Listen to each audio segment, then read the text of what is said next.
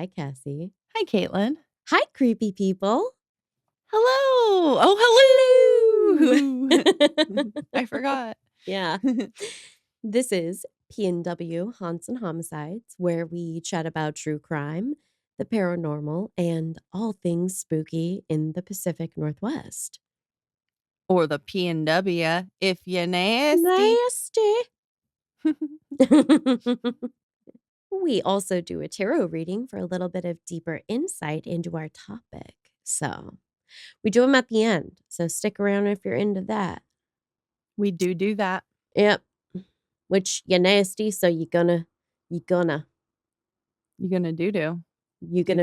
do that. Exactly. And that's what we do here. do. Oh my goodness. Okay. Well, as fun as that was, I don't know that I have any more doo-doo puns. I'll be impressed if you can come up with some. So, I mean, just floating that idea, but Floating. yeah. Nice. I mean, I'm pretty sure I'm going to be totally unimpressed with aspects of what you're about to tell me. So I'm going to go ahead and just say that is straight doo-doo right now. Oh, well, okay. Yeah. I mean, I think selfishly, I think I want to believe that you will be very impressed with what I'm about to tell you. Only because you're just so impressed by my writing and storytelling. Oh, for sure. Less so with everything that happens basically after now. Right. Yeah, Yeah. that's what I'm getting at. We've Okay. established that you're very entertaining to me, and I love the storytelling that you bring to the table. You're welcome, and I'm sorry. Okay, well, I feel like we've sort of bandied about all we can here. This is it's a lot of yikes. Yeah, and I'm sick, so I'm not gonna hopefully not talk too much. So I think you're going to find that very challenging this week. Ugh, okay. I could be wrong. Well, I got my Maybe. flip off mug, so we're good to go. Yeah, I don't think you could have realized how appropriate that might be today. Yeah. Oh, good. I was picking it up. Yep. All right.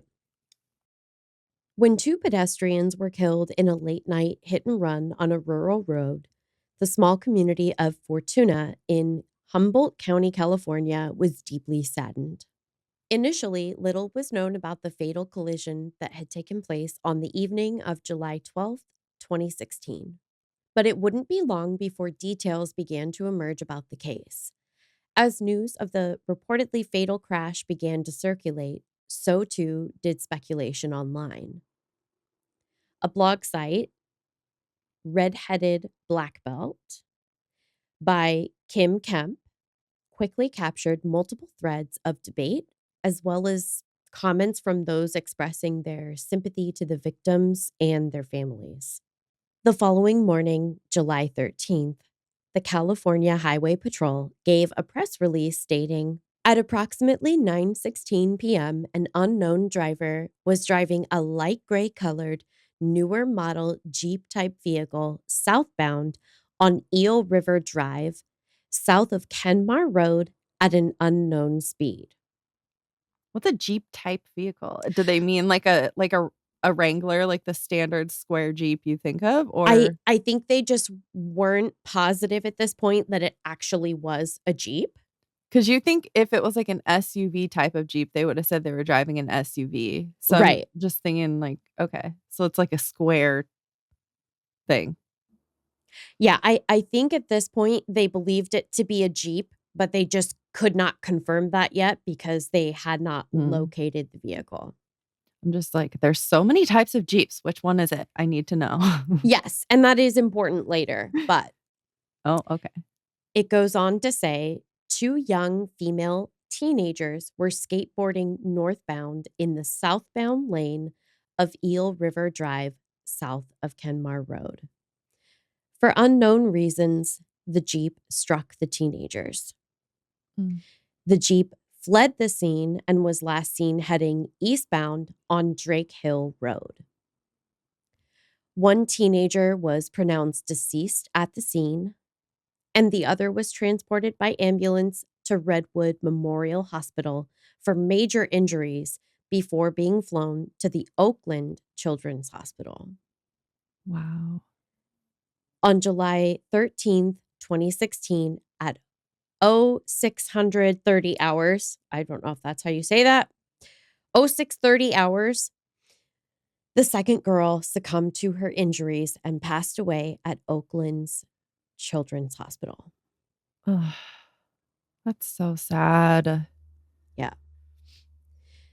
The initial press release by CHP, California Highway Patrol. I'm not going to spell it out every time from here forward. That's what that means. Okay. um, the initial press release by CHP, the California Highway Patrol, did not disclose the identity of either of the victims, though they would both soon be making the rounds around social media. So people figured out pretty quickly who they were. Right.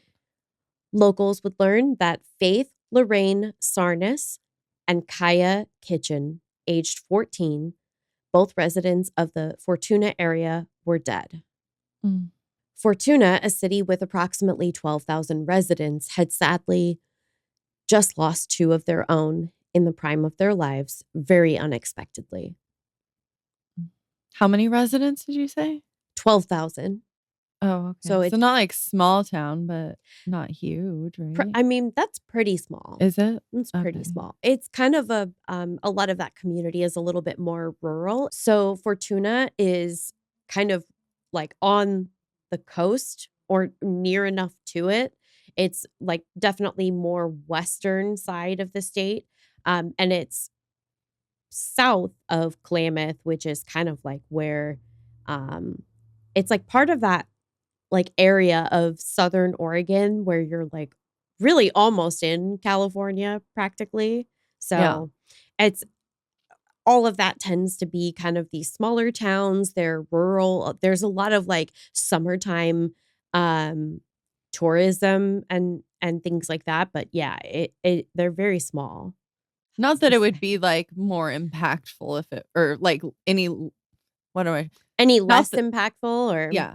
Not yeah. that it makes it any, like, less impactful if they were to be from a bigger city. I was just trying No, to I get think the I do think and the reason why I specifically mention that is because it's like in a town of 12,000 when two people, especially two teenagers, yeah. um, when they pass away unexpectedly, it's Like, very tragically. yes. Yeah, it's always going to be awful to hear that like two teenage girls have just suddenly died. But in a community like that, there's so many more people that, "Oh, shit, I knew this person." Yeah. And in a time in like, with social media where everyone, Mhm. whether they actually know the person or not, people kind of Yeah. know more people because they're all seeing them online. Yeah. Yeah, and I will say, specifically on there's multiple blog websites that I went to, but the Kim Kemp one, the redheaded black belt, I mean, I was I was blown away. There were, like on some of the posts, um, specifically about this case, there were, like, dozens of comments. There were, like, multiple different conversation threads that started in the comments because it's all of these people in that kind of local community that, like, they use this as, like, a almost like first responder, like, news source. There are people Mm. that, like, listen to the scanners Yeah, like, I was gonna say, and like, the scanner pages on, like, mhm. Facebook. Yeah. Wow, Yeah. yeah. So, Faith had reportedly passed away at the scene while Kaya clung to life, but ultimately was pronounced dead at the hospital a very short time later. Kim Kem's blog shared nearly minute to minute updates from various sources within the local community. We already mentioned this, but including a scanner. That's part of how mere minutes after the collision took place, a loose description of the event itself that had taken place began unfolding there online, and people were Mm. immediately commenting. The redheaded black belt's entry entitled Hit and Run, child injured in Fortuna reported one detail that wasn't specifically mentioned in the CHP press release the next morning that I read you first, stating it was believed that the Jeep reported near to or fleeing the scene and being sought in connection with the collision had one broken headlight. I don't know if that's just because they weren't positive about that detail yet, or maybe it didn't, who knows?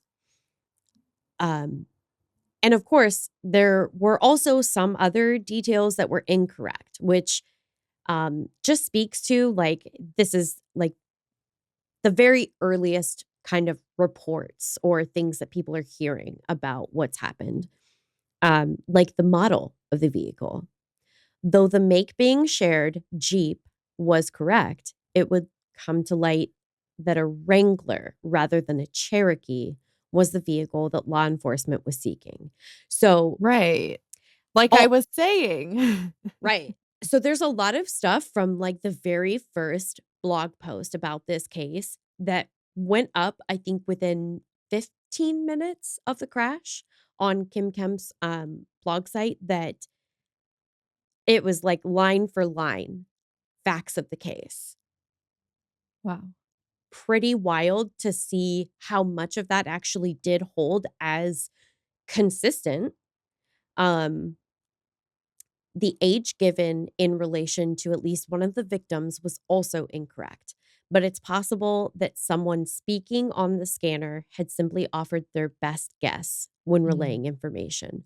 So, my understanding was that it may have even actually been one of the paramedics that said, "We've got like a 16-year-old here. We Oh, know these yeah. girls turned out to be 14 years old. Teenage, victim. You're maybe just giving it your best guess, Yeah. You're you not gonna know?" know unless they Yeah. have, like, their ID on them, but, like, who has ID on them that young, really? Right. And even if they did, at that point where it's like these are like very extreme life-saving measures that have to happen very quickly, Right, they're I'm not not looking for sure. that specifically right in that Yeah, moment. Yeah. maybe not in that moment, at least. Yeah.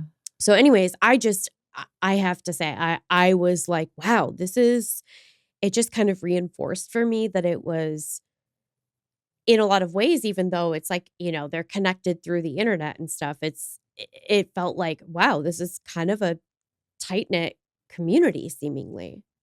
The following day, the community would continue to speculate about the details of the events that had unfurled the previous evening. Meanwhile, the news never stops, and a report had begun circulating that law enforcement had located the suspect vehicle. News teams and cameras were scoping out a property on Becker Lane, which intersects Eel Drive and is roughly a mile away from where the fatal collision had occurred just hours prior. When a warrant was served by law enforcement, the vehicle in the backyard of the Becker Lane property was said to have damage matching the circumstances of the crash site. Ugh. It's not totally clear to me what that means, but I think a little bit later on, we're going to talk about some of the other statements and um, things that are being shared by others that are privy to aspects of that evening that you can kind of draw some conclusions, at least. The vehicle would be taken into evidence, and one shocking detail would also come to light. The residence and the vehicle in question found there belonged to someone very close to the victims, one in particular. This individual was none other than Marci Kitchen, Kiya Kitchen's own mother. Oh. That's not good. No.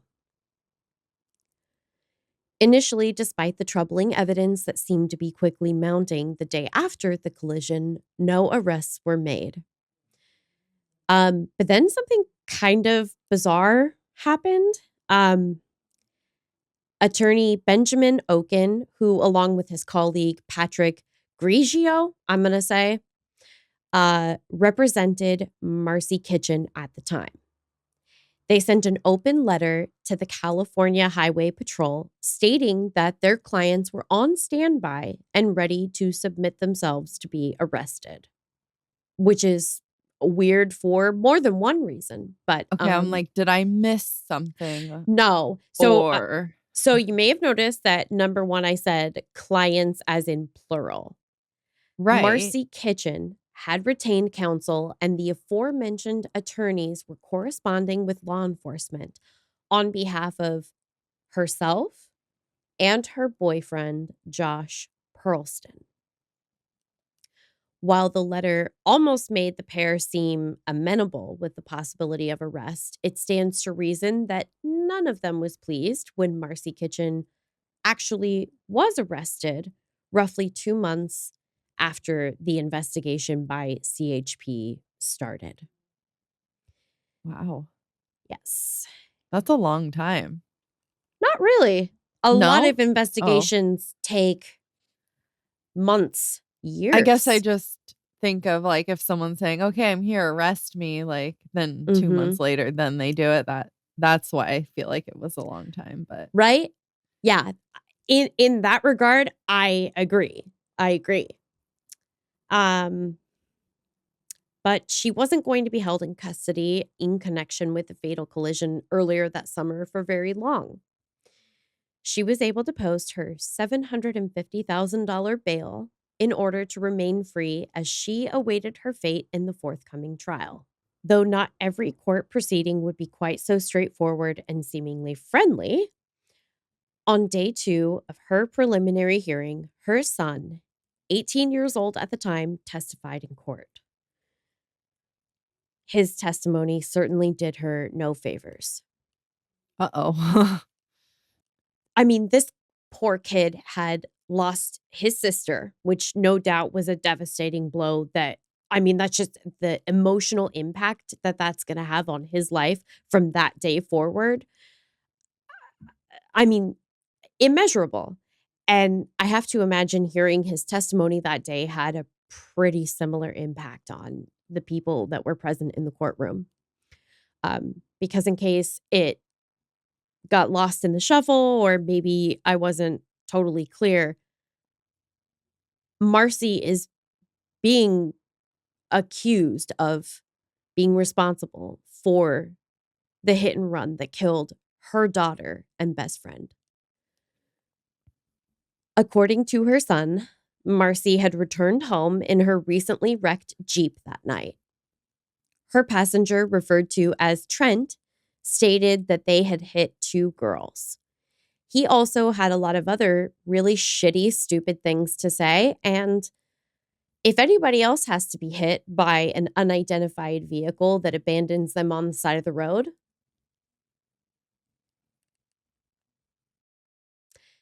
leaving little doubt that while the hit may have been accidental, running from the scene of the crash was far from unintentional.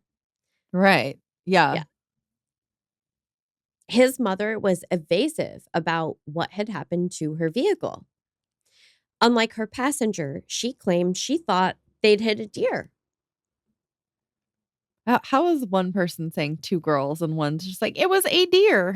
Mhm. Like, 2 girls is very specific. Yeah, yeah. It is, it is. Okay. I'm Nothing can prepare you for the rest. I feel like Ugh. it's it's such a it's unimaginable that someone could be responsible for killing their own child in a drunken hit and run. Mhm. Um, and yet somehow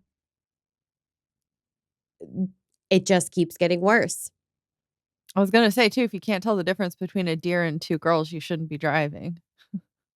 Yeah, I'm not sure that she ever believed that, but, But, I mean, in the off instance, that was yeah, the real case. right, right. Which who knows? Who knows? She did maintain that. She maintained that was her recollection of, um Yeah. yeah, I so mean, I I don't get know. why you would say that if you really did this horrible thing, like, of I course you're gonna Yeah, say. but this is your own child too, so, like, I get that obviously that's a terrible circumstance to be put in, but this is your own child, and this it I just have to keep going or we'll never get there. Um, she told her son to get rid of a large bag that had been stowed in the back of her Jeep. Now it's getting weird. Yep, yep. It contained untrimmed marijuana, reportedly 7 pounds worth. Wow. That's a lot because I just got an ounce and I was like, "Whoa, I did not realize how much an ounce was." Yeah. It's an unfathomable amount of weed. I I mean, it's just untrimmed, so maybe the trimmings are more yeah, weight. I mean, I know that they sure, are, that's why they yeah. trim them, but, like, still 7 pounds is a lot. I mean, even if, like, half of that is still, like, to be trimmed off, that's Yeah, multiple I just can't yeah, and then to ask your kid to take it, Uh-huh, yeah, "Go ahead and get rid of this," what's which he makes supposed it to do with it? well, I'll tell you. Smoke it? He tossed it over a fence as she had instructed him to get rid of it in so many words. Um, to be clear, I am very definitely fully shocked, but I'm not clutching my pearls about the devil's lettuce. I think we all know each other. We're friends Right, here. You get it. right. To be fair, I do think that's a mind-boggling amount of weed to be in possession of. I mean, unless you're literally the delivery person for dispensaries. Like, Yeah. that's the only reason I can fathom having that much marijuana in your possession. Um, It wasn't legal then, was it either? Or was it just it had, like, 2016? just become legal at that point? 2016 Yeah. went, I can't mm, I feel like it had just hold become on. legal. Okay, yeah, so, California legalized medical in '96 and recreational in 2016. Oh, okay. But when in 2016? So that's interesting, like, were they growing it somewhere Well, or they had to have, and this region is very, well known for people growing, grow right. ops. Oh, so they approved it in November 2016. So it wouldn't have been legal, not It said it led recreational. yeah, it led to recreational cannabis sales in California by January 2018. Yeah, so it still wasn't quite Yeah, there so yet. it might have been I mean, arguably, I guess, like, if you are a permitted grower, um, selling medical Right. marijuana, that would have been legal, but But there's definitely people still, like, dealing. yep. So, yeah, I mean, I feel like to me, I didn't put anything about, like, specifically the dates of legalization in Mhm. California or Oregon into my notes, but I do think that provides context. Like, how illegal was this? So, pretty Right. illegal. Yeah. Yeah, still pretty illegal. Yeah. I mean, it is California. But yeah, I mean, if you've just killed somebody behind the wheel, probably they're gonna come at you for, you know, Oh, but if all she of it. just hit a deer, why is it a big deal? Right. Yeah. No, and that's kind of my point is like it begs the question is like if you just hit a deer, then why are you so worried about tossing this massive amount of anyway, that's Yeah. I'm just blown away by the baffling circumstances that this kid found himself in. And I realize he's not technically a kid. But I feel like more accurately, the situation that his mother put him in. I try not to pass judgment on other people and particularly parents, because that shit is tough. You don't have to be a parent to be able to see that this is not how that relationship should work. No. I think we can judge on this one. Yeah. Um, Her son may not have legally been a child at the time, but surely this woman has to realize this situation has put her child at immeasurable risk, mentally, emotionally, potentially legally. Right. I don't doubt that his life was marred by uncomfortable or even unsafe scenarios previously. But I have to imagine nothing quite stacks up like what he was about to describe. Um, Marcy's son, Kiya's brother, faced, to me, uh, analyzing the situation, the first in a series of agonizing situations and accompanying choices in short succession that would no doubt, I mean, there's no way this doesn't leave an impression on you. Not just for the rest of that summer, but probably for the rest of your life. Um, he said his mother handed him her keys, instructing him to drive into a basketball hoop as hard as he could in hopes of making it look like she had run into that rather than the far more terrible truth. Which again, if you hit a deer accidentally on a dark road late at night, why would you go to those lengths? 'Cause it was not a deer. Not a deer. Yeah. It was not a not deer. It was 2 human girls. Mhm. I feel so fucking bad for this kid. I really hope he went no contact with his mom after this.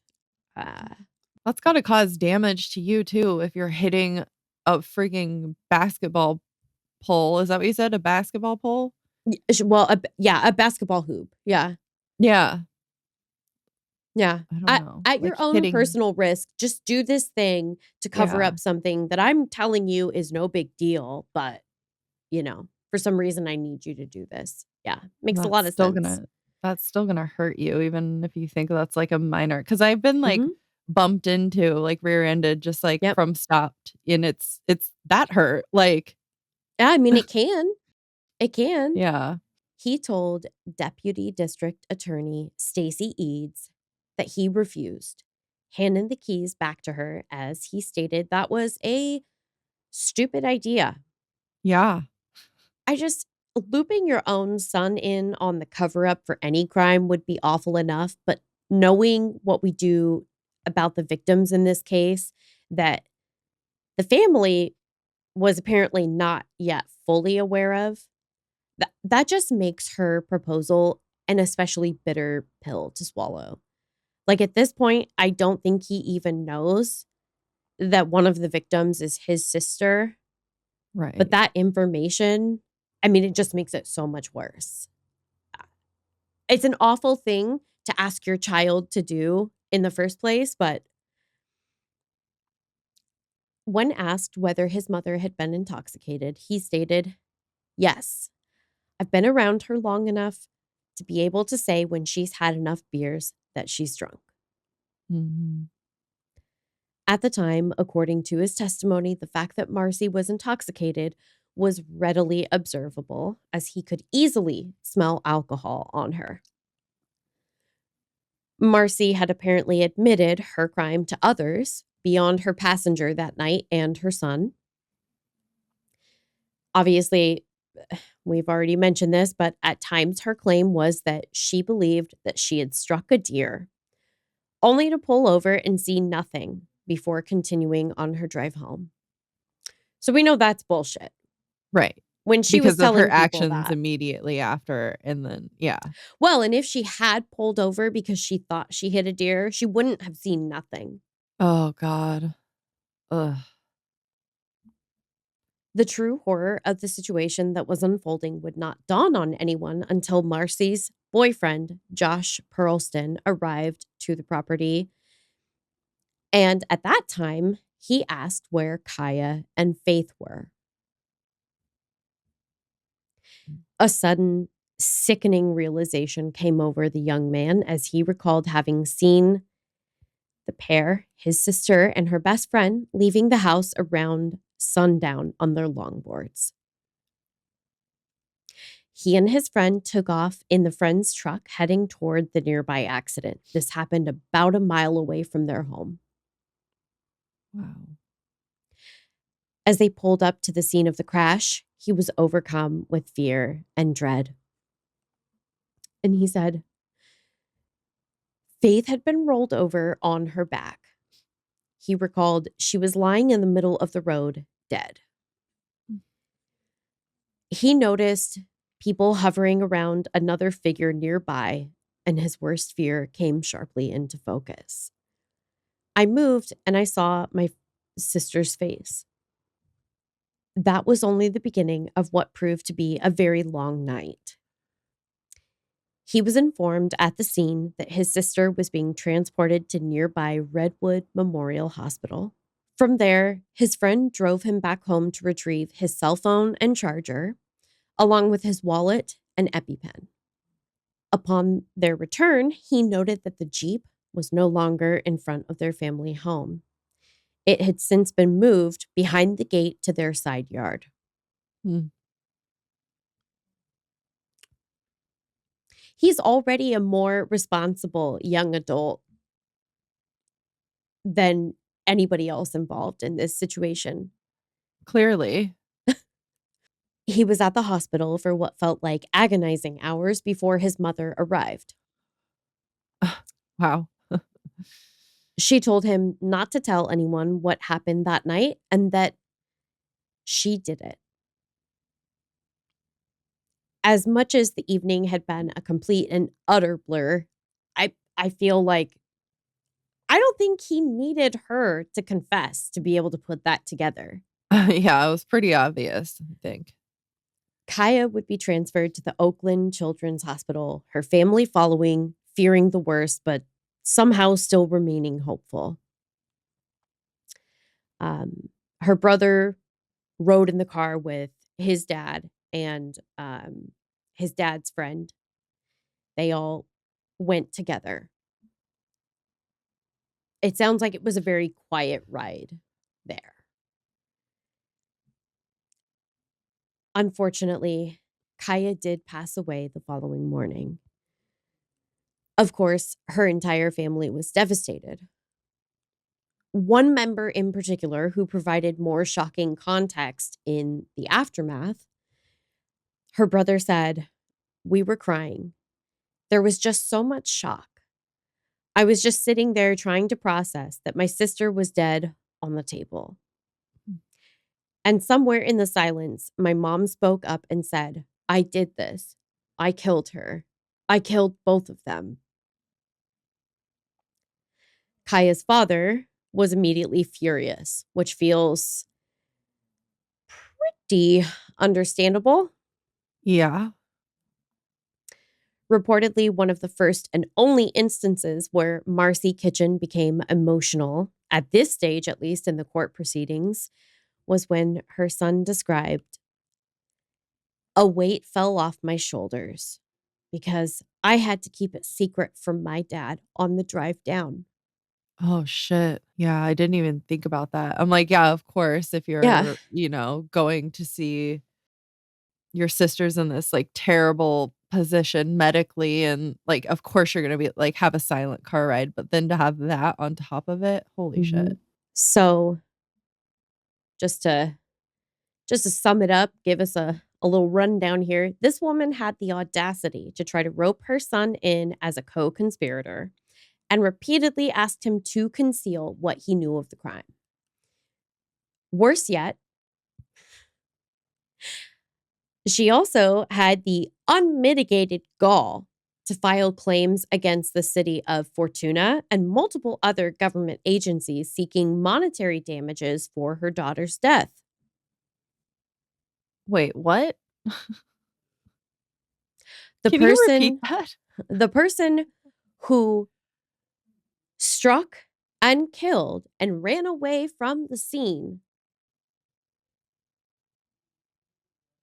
sued for her daughter's death that she literally was the cause of.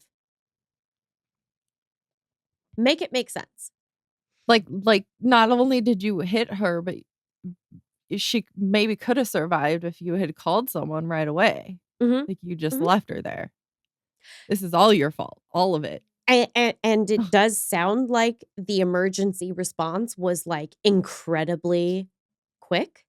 Um, Well, that's good at least. yeah. But I think we are probably going to learn that the fact that she left the scene and didn't report it may not have had it's hard it I would argue it's impossible to say.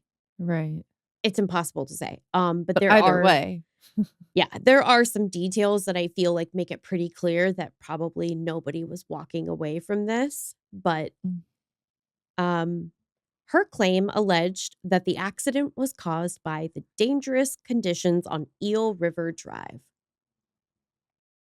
This ended up not being particularly important to the case, despite how infuriating it is. Um, but there was also testimony provided by law enforcement officers at her preliminary hearing. California Highway Patrol Officer William Chase Adams, his statements indicated that he believed that Marci Kitchen was driving at a high rate of speed, though he admitted that he could not accurately estimate her exact speed at the time of the collision. Mm. He stated that both of the teenage victims had THC present in their systems. Um, his interpretation provided on the stand was that due to that and the fact that they had been in the middle of the road rather than the shoulder facing oncoming traffic, they bore some responsibility for the tragic collision, stating they both violated the vehicle code, which was a contributing factor in the collision. During his cross examination, he said it was unclear whether a driver under the influence would have had time to react to suddenly encountering pedestrians on that particular section of the road. However, he added that other drivers later approaching the scene had been able to avoid Faith's body prior to her transport to the hospital. Mm. So it's almost like it doesn't matter because you were driving impaired and killed Right. people. Like, no matter what you do, if you're intoxicated in a vehicle and you do anything, like, that's your fucking fault. Right. He did also add there was an excellent line of sight at the location. Okay. Yeah. So, Even if there wasn't, that's not to say, like, obviously, if you're in the road, you're going the wrong way, if someone were to hit you because they couldn't see you and they were, not intoxicated and everything was totally and fine, like, that would be a tragic a accident. terrible accident. Yeah, it's Yes. still I wouldn't say it was, like, the victim's fault, like. No, no. And I think uh, I struggle because legally and when you're dealing with like an insurance claim for a car Right. crash, there's language that wants to attribute fault in a way that's kind of uncomfortable, Yeah. like legally or in terms of liability. um but I think it's you know they're valid points about contributing factors, right? But I don't think that anybody, himself included, is saying this is anything but the perpetrator's fault. It's Yeah, just, definitely. you're on the stand and you are under oath and you have to be able to speak to other aspects of the case. But I'm Yeah. sure that feels very icky.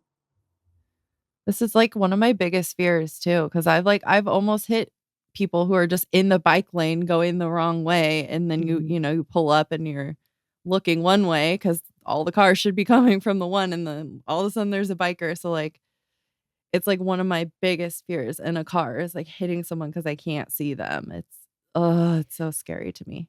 I mean, and there, like you said, if this had happened where, the pedestrian is maybe not behaving in the way that they are supposed to, and as a result, the driver couldn't see them, but they were not impaired and they were doing what they should have been doing. Sadly, ultimately, that person who was behind the wheel is going to be, I mean, impacted by that in such a devastating way. Maybe not Yeah. in the sense of being legally charged with a crime, because that's a totally different scenario, but, like, the emotional impact of realizing Yeah. if you killed someone behind the wheel, and even if you weren't, at fault, You're fucked for life still, oh my like, god, I mean, it would be mentally. devastating. Yeah. I was just listening to another podcast that was talking about, like, oh, like, helmet laws. Like, yeah, you could Mm, argue, like, "Okay, I don't have to wear a helmet because it's only gonna affect me." But then if someone hits you and you die because you weren't wearing a helmet, like, that fucks them up for life. yeah, So it's yeah, it's just one of those things where it's like, God, please be safe if you're on the road, on a pedestrian, a biker, a skateboarder. yeah. I just feel like there's so much of this where, like, I just was like, "You've gotta be fucking kidding me." I was like, "It's outrageous enough that somebody could, like, this is a hit and run against your own child," but then some of these other, like, aspects that came up as I'm researching, I'm just like, "Oh my god, you were just, like, the absolute most disgusting scum," and I was like, "I just don't know if I'm writing and speaking about this in a way that, like, is coherent and intelligible, because of, like, it just it just does Yeah. not compute." I mean, as someone who has 0.0000 children and an equal desire to have Yeah. any, like, I I can't. Do we ever find out if she knew right away that it was her kid, or if she found out when the kid was, like, not home and she's like, "Oh, shit." I I'm not sure that we can ever know that for sure. Okay. I was, like, not, because I was wondering if that was gonna come out, so I haven't asked that Yeah. question yet. Yeah, you're like, "I'm trying not to ask the question that I feel like maybe you're going to." Mm. Yeah. Um, I honestly, I just don't know that, like, there's any way to know that for sure. I would like to think that if she had known that, maybe that would have, like, changed some of her behavior, but I mean, I don't Well, even the know way that. she treated her son, so, Yeah, like, who I just knows? don't even know that we can say that. I don't know that we can say that, "Oh, no, there's no way she didn't know," because of course she would've reacted in this situation differently, because I don't think there's any guarantee that that's true. But Yeah. Fortuna Police Sergeant Jason Cadle also testified. He said he noticed a moderate odor of alcohol coming from Marci Kitchen when interacting with her. And this represented perhaps a slight mismatch of opinion between the two officers, as Chase had reportedly said the alcohol odor was overwhelming and that Wow. she was obviously very intoxicated, further stating that she was still intoxicated a couple of hours later at the hospital. So much so, in fact, that the flight crew taking Kiya to the hospital in Oakland refused to allow her on the plane due to what they believed to be her significantly intoxicated state. Wow. Yeah. That's real drunk. Yeah. And honestly, it all just keeps getting worse. And I feel like a broken record saying this, but this next part is just really rough. Additional testimony also reportedly revealed that Kiya and Faith were hit with such force that imprints of their buttocks were left on the Jeep's front bumper. Wow. And that Faith had imprints from letters and numbers on the license plate on the back of her legs, which feels like something out of like it feels like sci-fi. That doesn't that doesn't seem like that could be real. Yeah. I just need to tell myself that that's like some sensationalized aspect of the story, but all of this testimony presented at the preliminary hearing, the not so good, the bad, and the truly ugly, was intended to allow the judge to determine whether there was enough evidence to proceed with the trial. As you might have guessed, the judge ultimately decided that the trial would be allowed to proceed. Didn't she confess to it? She Or now conf- is she saying that she didn't do it? she confessed to like private individuals at times. Right. She's Okay. it's one of those piecemeal things. You know What how about the they letter? Didn't she write a letter? that was her defense that was her attorney that said basically what was happening was the attorney was responding to a perception allegedly that's, whether from law enforcement or from the public at large, that Marci and or her boyfriend um were trying to hide from law enforcement. So they were saying like, no, Okay. they're cooperating. And in fact, if you want to arrest them, they are willing to turn themselves in. Okay. I see. Uh-huh. I think I was misinterpreting that as like, I'm guilty. Go ahead and pick me up. I Right. see. Okay. Well, and you could read it that way. That's not the letter of the law, as it were. But But okay. So they yeah. do still need evidence. Yeah, 1,000%. Yeah, It yeah. sounds like they have it. They've got a lot of eyewitness testimony from both law enforcement and, private citizens that interacted with her and that saw, aspects of that evening. Wouldn't the numbers on the license plate match up? Yeah, you would think. Um, I don't know how legible that Oh, would have okay. been. I honestly, I read that in some reporting about the court case and testimony that was given. I read that and I thought, there's no way that's real. And I was like, I'm going to talk about this, but like, I just cannot. My brain refuses to process that that's possible. 'Cause that seems like that would be a really good piece of evidence, like, gruesome, terrible thing, but if it matched the numbers on the license plate, like, there you go. Yeah. That seems like a movie, like you're Mhm. saying. Yeah. I mean, uh, assuming that we believe the testimony that was provided regarding like the impressions on the bumper and on the victim's Mm. body, Ugh, yeah. I can't imagine that the characters that were impressed on, her legs, I can't imagine that they would have been clear enough for that to have been like evidence of this is the specific plate that hit her. I seriously, I'm sitting here thinking to myself like, I need to Google if that's possible. Can can like the victim's body leave an impression like that in a bumper? Is it possible for a license plate to leave impressions on a victim's body like that? Because it just doesn't seem real.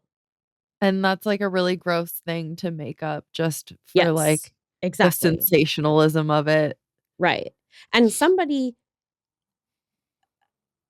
presented that as being fact in court based on the reporting. Right, so So, you think it would be real. but it just does not make sense to my brain at all. I'm just like, "Ha." Can you get the documents? I need the documents. Where are the documents? It's really difficult I to know. get access. Well, and that's not the case in every state. There are a lot of cases that I've looked at that I'm Hmm. able to get court records, up the I feel like wazoo. you've Yeah. told me if it's like a child, it's really hard, which is why I just assumed. It's certain jurisdictions too. Oh, okay. Humboldt is a really small county, and California has different rules about what you can access electronically, um, in relation to, like, court records, depending on, like it's a whole thing. It just Do you have to pay for them too sometimes, or is that like all times you have to like pay? Well, so it depends. If there's certain records that are accessible, like, through an online portal, and then you wouldn't necessarily have to pay for them. But if you are requesting access to records that cannot be accessed electronically, you would do, like, a FOIA request, and yes, that would cost you money, and it'll cost you money to put in the request, it'll cost you money to like, per page. Wow. And you have to know exactly what you're asking for. So if you are Right. trying to get Yeah. parole records like I did, I tried to get, records related to, a parole hearing for Richard Gilmore.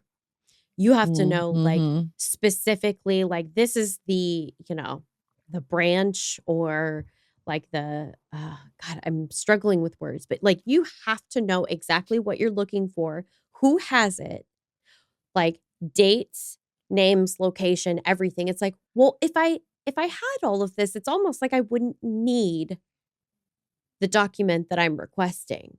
Weird. As the case moved ahead, there were requests to change venue. Marci eventually lost her original legal team, reportedly due to financial struggles, and her travel was at times Mhm. restricted. Was that financial struggle because she had to pay $7,500,000, whatever the fuck it was, to for bail? No, because 750,000, is that what you yeah, said? it's yeah, 750,000, and when you are out on $750,000 bail, that doesn't mean that you have to have $750,000. Usually it's like you have to provide some sort of like a guarantee. So it could be cash or it could be, say, putting up your home. And Oh, you typically only have to match like something that's like, it's like 10% of the actual stated amount. and that's weird to me. Mhm. And it's different in every jurisdiction. And I don't know enough about how bond works in California, but suffice to say, she remained free until ultimately she actually voluntarily surrendered her bond prior to sentencing. Huh. Do you have to pay it even if you get, like, found guilty and sentenced? Do you still have to pay that? No, it's not. I Interesting. mean, it's not something that you ever pay. It's like a deposit. In theory, you should get it back. I don't know how this I'm And very confused it's on how bonds work, but it's weird that she would get like, why would she give that up? And not just if she knows she's guilty or whatever. well, it begs the question because I do think that at the point that she surrendered it, I think the writing was on the wall. And I think that sometimes what people want to do is they want to start the clock. They want to start Oh, the time served. that makes sense. Okay, because 'cause I'm like, why wouldn't you just be as free as long as you can? Because you know you're gonna go to Mhm. jail soon, but that makes sense.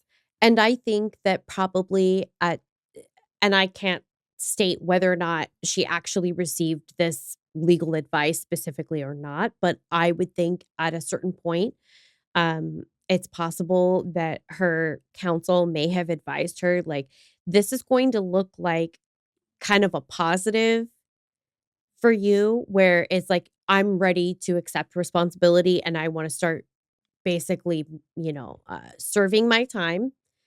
and kind of beginning to make amends with my community. Right. Marci Kitchen pled guilty and was sentenced to 8 years on September 18th, 2018. Those following the case, the local community, and the people Faith and Kiya left behind were dissatisfied with the overall outcome. Nor would they be pleased as Marci Kitchen's early release on parole approached. I knew you were gonna say that. Yeah. Well, I mean, first of all, she killed 2 people and she's gonna get 8 years? Yeah, on purpose. Like, I mean, obviously, it wasn't, like, premeditated or whatever the fuck, but, like, Mhm. you ran. Yeah. Faith's mother, Stephanie Baldwin, said, "A woman from the state parole office called and gave us the exact date, which was the 11th. She is going to Fortuna. We were told that they always go back to their last permanent residence. We're not able to get justice for Faith and Kiya. That's not justice." I mean, she's essentially going back to the same community where the victims and then, of course, also herself at that point all lived. Yeah. And she's going back early. She killed 2 people. And that may not have been her intention when she set out at the beginning of the day, but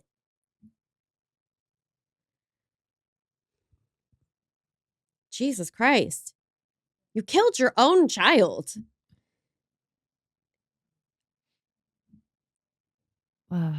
They're just like, I have no words. I know. So I stumbled across a YouTube video of a Washington state trooper who was interviewed by King 5 Seattle. When asked by the anchor, "How many serious or deadly crashes have we had so far this year that have involved DUI?" He replied that at that point in 2024, there were 202 fatality collisions on the state's roads that led to over 500 individuals being seriously injured. I've known about this case for quite some time, but something about that short clip made me think that it was time to circle back to research and write this one up. Um, as it happens, hit and runs seem to be a more common occurrence in the area along Highway 101 than you might think. Mm. Another was reported in early November 2024.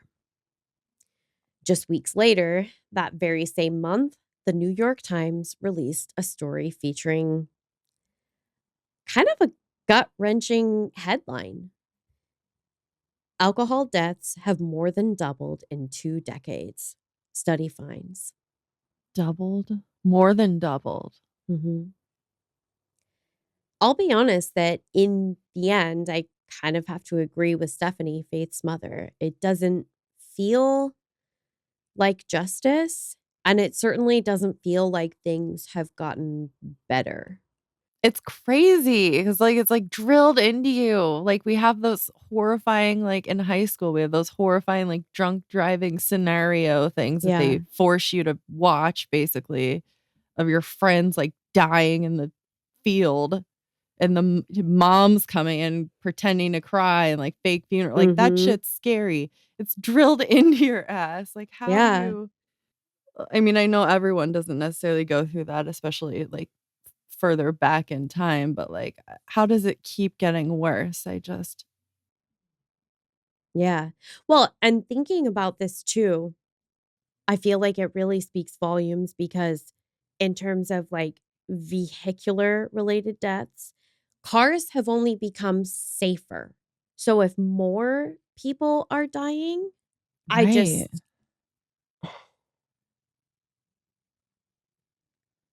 I don't I don't get it. And I know it's really easy for people to be, not have their wits about them. And I'm certainly not making excuses for anyone who does something horrific like this, but that's why you don't operate machinery. Yeah. I call them death like, you're driving like a death machine around. This is how Mhm. I think of it every time I get in a car. Like, this is a death machine. I Mhm. could die, I could kill someone. Like, that's really extreme and, like, anxiety But thoughts, but, like, it's true. right, I mean, these are things that I feel like it's valid to consider and to be cognizant of as you get behind the wheel or get into the passenger seat. Before we move on and, do some tarot as one does, and we attempt to lighten things up, I just wanna say that, of course, uh, I'm gonna go ahead and share some of the resources in the show notes that I found just for anyone that is curious.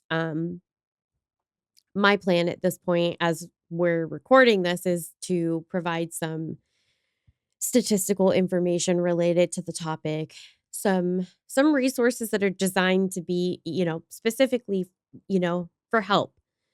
If you or yourself, someone that needs resources. And then I think I have some information about organizations that are working to improve upon what appears to be a pretty sad set of circumstances that impacts just so many people. That's where they will be. Show notes. Show notes. All right. So we're going to do some tarot. Again, I'll send you my energy. It might not be a lot, but I'll give you all I got. It's low. Yeah.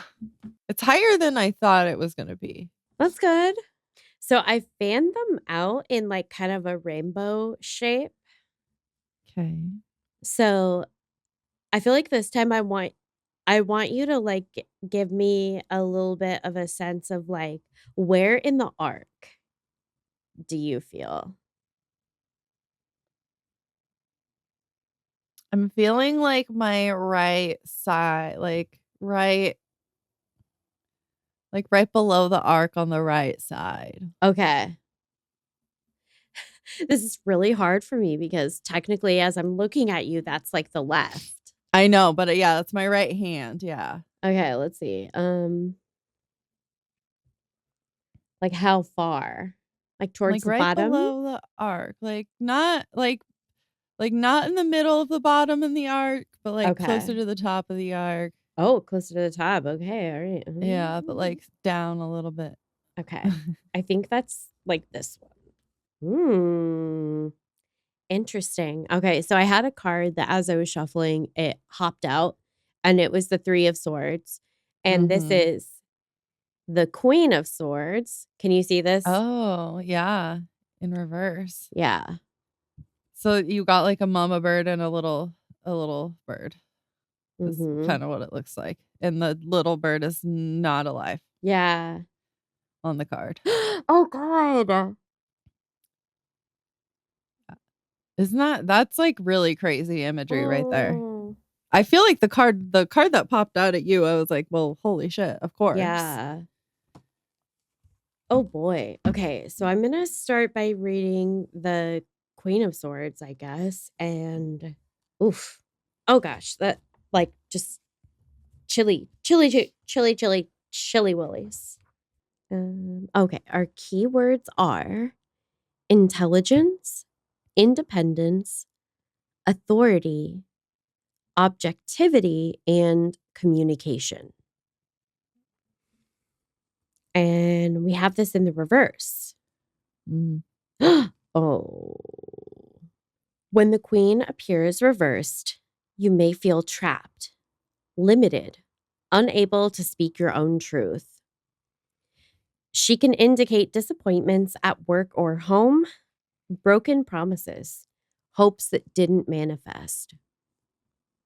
Like, the promise to keep your child safe I because mean, you Jesus. birthed her. Yeah. I mean, either one of those kids. All of it. All of the Well, kids. yeah, all of it, all of the things, all of the kids, Yeah. yeah. You may feel you haven't been given a chance to show your stuff, or you've been handed a puny piece of the pie. Perhaps you can't move beyond a loss, or your emotions are interfering with your judgment. Yeah, because like, why do people get shit-faced all the time? You know, obviously, it was not a rare occurrence, or her son wouldn't automatically know when she was wasted. Yeah. Yeah. Um, It sounded like that was something very recognizable for him. yeah. In a reading about money, this card can mean you've let your emotions rather than your intellect guide a financial matter. Like that reminds me of like her defense team and having Mm, to switch partway through because of the mm. financial struggles, but it may also suggest you've gotten bad advice or not investigated a situation adequately and consequently incurred losses. Wow. This queen warns, read the fine print. To me, it just screams like someone making bad decisions Mhm. and not thinking about what they're doing, which is clearly what was happening. If the reading is about your job, you may not be using your intellect and creativity fully, or you feel your abilities aren't appreciated. A boss may be too critical, coworkers may be envious or undependable, causing you to question yourself. The reversed queen may represent the glass ceiling women still face. In a reading about love, this card suggests bitterness caused by disappointments or losses. As a result, you may swear off relationships and isolate yourself. Sometimes the queen reversed shows an overly critical nature, inflexibility, or coolness toward a partner. Hmm. Hmm, interesting. Should I read the Three of Swords? Yeah. The Jumpa? Jesus. Okay. I mean, we know, like in broad strokes, what this card obviously is going to stand for, but Right. Sadness, loss. keywords are suffering, heartache, regret, grieving, sorrow, loss. I mean, this is what the card looks like. So Yeah. it's not great. Oh, just like the imagery of the bird too. It's like such a bright colored, beautiful Hmm. bird, and it's just like laying there.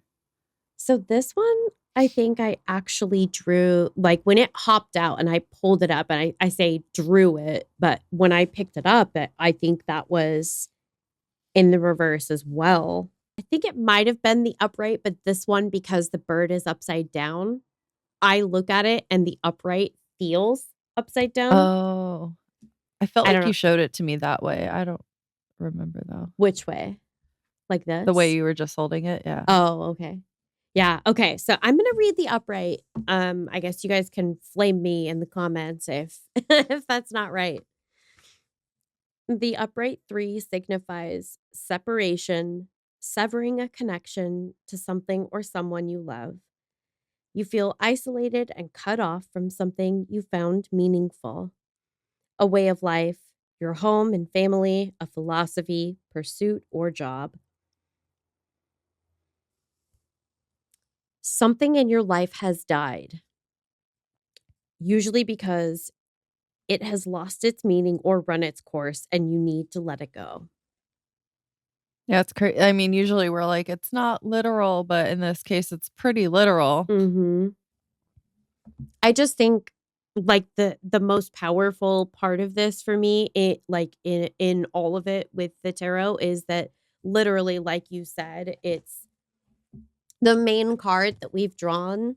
Like this looks like the more mature or, mama bird, Mhm. and this is the one that popped out, and it's Yeah. like obviously these are not the same species of bird, but it's like this Right. one is like representative of youth and Show the big one because it looks like it's, like, flying forward too, like It does, yeah. And they're both swords. yeah. Just speaks to, like, severing a tie, definitely. Wow. Mm, Creepy. it is creepy. This is, like, one of my least favorite cases that I've had to research recently. I'm sorry. Yeah. I mean, I felt like it was an important story, and I mean, I think so. it feels unbelievable that somebody could find themselves in this set of circumstances. Like the fact that you Yeah. could, in a drunk driving accident, kill your own child. It's like the yeah, that's, like, the probably the worst thought a parent could ever have is, like, killing their own kid. Yeah. And I know there are some people who do it on purpose who are Right. terrible, terrible people. Right. Yeah, but I mean, I was my next thought was just literally, if you're driving drunk roughly a mile away from your own home, it stands to reason, like, you have already decided that you don't you don't care about what happens to people that are, like, interacting with you in a close proximity like that. It didn't Right. have to be your own kid. That could have been one of your neighbor's kids, and that's And the it was too. yes, yeah. It well, exactly. It's like, this is how you have decided to behave as an adult woman and the choices that you have made, and I don't It sucks. It really I've realized it really sucks that other people can affect your life so drastically. Mhm. Like, choices that don't have anything to do with you can, like, ruin your life. Yeah, Choices other people make for you. It's crazy. yeah. Oh, I might have to go and look for, like, a corporate crime or something after something that feels you know, a little bit lighter. Can we get some fun crime up in this bitch? I know, yeah, maybe I'll see if I can find something funny. We need some I more DB tuber. I was gonna say I do, I find what I do what I can. But yeah, no, it is really important to just remind people, like, even though these don't drink and drive things are drilled into your head, like, sometimes you just need to be reminded of the consequences. Yeah. Alright. Should we do the thing? Let's do her. Do you think we can line it up? Yeah. Okay. Have Have a a creepy creepy ass ass day. day. We'll see you next Tuesday. Unless you drink and drive, and then get the fuck out of here. Yeah. We don't want you. No, Don't thank listen to you. us. Not a fan.